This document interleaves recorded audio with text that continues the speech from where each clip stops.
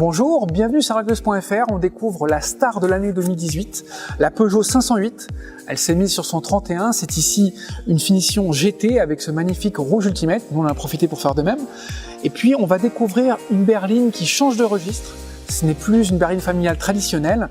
C'est un coupé à 5 portes, plus de standing, plus de prestance. En un mot, un modèle plus haut de gamme.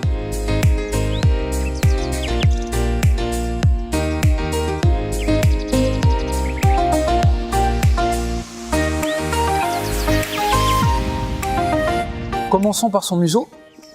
La Peugeot 508 a l'écran avec une signature lumineuse verticale ici. C'est une beauté sur une Peugeot, mais c'est pas la dernière fois qu'on verra ça. Puis là, on a un petit détail qui est très intéressant.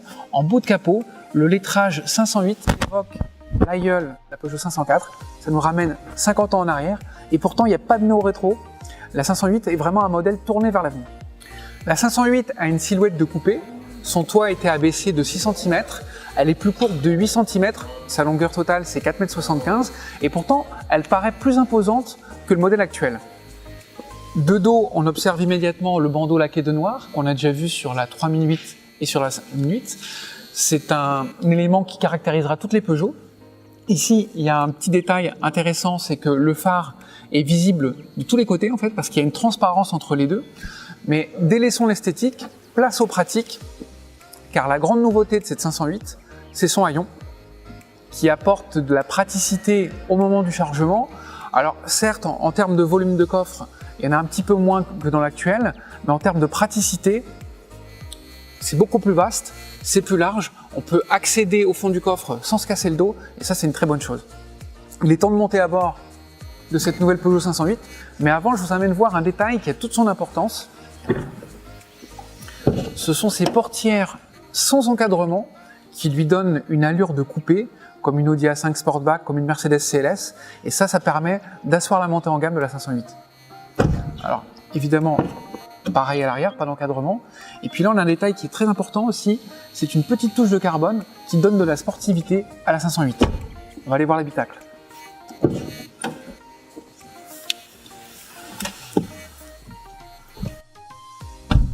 Décidément, cette Peugeot 508 ne manque pas de nouveautés.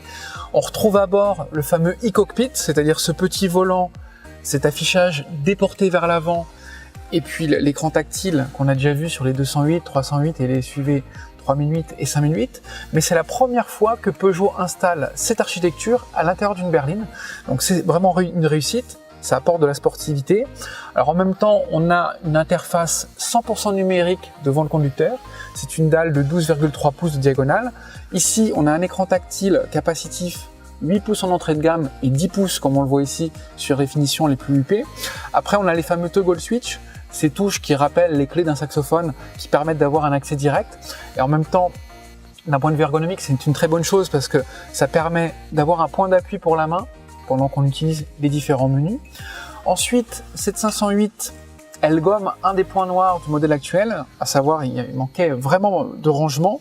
Donc là, il y a tout ce qu'il faut. Il y a un grand bac ici, double porte-gobelet, rangement sous la coudoir et au besoin également un rangement ici sous le pont central parce qu'en fait, cette Peugeot 508, elle généralise la boîte automatique à 8 rapports qui sont sur la plupart des versions, mais ça on y reviendra plus tard.